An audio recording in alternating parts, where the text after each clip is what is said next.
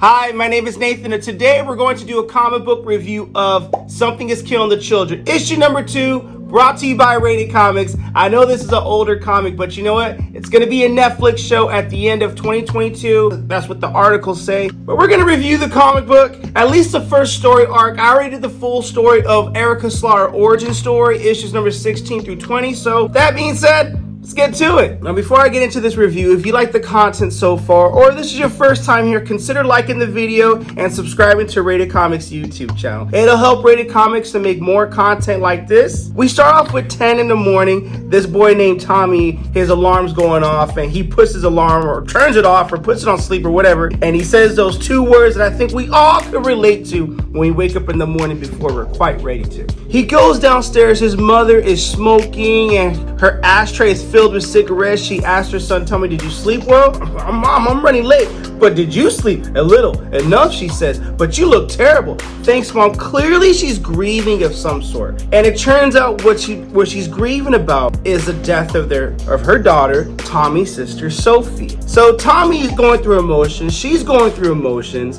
And no one's in this town is telling them what's going on or what happened to their daughter Sophie. Is she dead? Is she not dead? They're not giving her any answers, and she feels that they're not acting fast enough. So with that being said, Tommy's mom asked Tommy to take the stack of papers, those flyers, and put them on people's cars. Mom, I can't do that. What are they going to do? Fire you if you do it again? Because clearly he's done it before. No, I mean, Mom, I'm the manager, and the owner's really sympathetic. Then put them on the cars. It'll make me feel better. Now go to work. Get all this out your head, and don't forget about your sister Sophie. Oh, I won't. And also don't forget to put these stacks of papers on the cars too at your work. Mom, I won't. But you know, grieving and emotions and things are not processing. You figure you're not getting your answers fast enough. I mean, what else is supposed to do when you lose a loved one? Now here's what's interesting about this. When he goes to his car to go on his way to work, the Oscar type monster is there, and he hears it, but he can't see it. Hello, is anybody there? Clearly you can tell that the monster does not show in the reflection of his car mirror,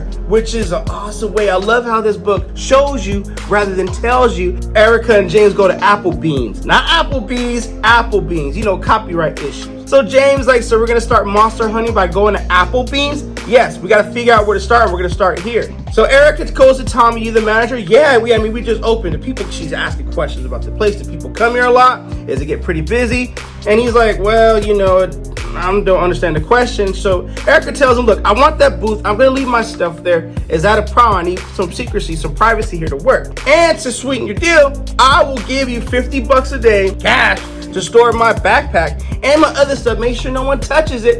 And when I come here every day, I'll order food and tip. It's all good. What are your thoughts on that? Well, okay, well, there's another manager here on Thursday. She's a stickler. I'll steer clear of Thursdays then. So any day you're here, I'll pay $50. On Thursdays, I'll get out the way. And so on the surface, Tommy's like, okay, this is a cool deal. James like, whoa, girl, that's a lot of money. Hey, you know what, James? That is not the kind of thing you said out loud. Well, you pulled that out your back. Yeah, don't talk about it. You know, I like being mysterious, so you are the mysterious type. Yes, I am. And she busts out this octopus, which we later know in later issues his name is Octo, but at that point, we don't know what this octopus is all about. James asks, you know what? Don't ask so many questions, boy. Why now? What can I ask? I don't know. You can't ask a lot. Nothing. So Erica busts out the paper that she's printing out at Kinko's with all the dead people, and Erica asks him about Carl. According to James, he's the one that he keeps seeing in his dreams. It was like they're friends, but more than friends, but now he's dead. So Erica's like, whoa, James, like you really liked him, like more than friends, huh? He didn't know that. He didn't think so, but that's okay. So they're going through the big table and mapping out what's going on here. So this other girl comes up, says, welcome to Applebee's. Can I take your order? Yes, I'll have a lager, says Erica, and a coffee. Kid says he wants a lager. No, he'll take a soda. I want a coffee too. Then I want to be part of the big boy. I'm a big boy. Well, he didn't say it like that, but that's pretty much the tone we're going for here. Let's do this. And James looks at Erica like, have you done this kind of thing before? You're acting like you've done this kind of thing before. And I love this flashback panel monologue of Erica showing that she's been slaying these monsters like it ain't nothing but cake, and taking cake from a third grader or candy or whatever you want to call it. I'm just in the mood for cake. And clearly she's like, yeah, I've done this kind of thing before. So show me where your house is on this map. They get to work.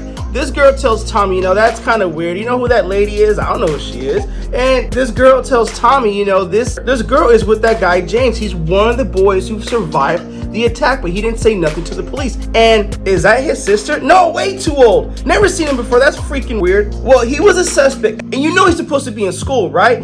And if he's around that, you got to do something. So Tommy's like, you know, whatever. Okay, I'll do something about it. So pretty much Erica goes over the map. Okay, we got 3 houses over here in the ravine behind your family's property, 2 more that were found in the woods, cabins, campgrounds, more on the boathouse, 9 dead. So we're starting the patterns here. Where does Sophie Mahoney live? And that's Tommy's sister. Sophie Mahoney lived right there on this map. Are you guys related? I'm her brother. And they're like, okay, all right, you know, back up. It's all good.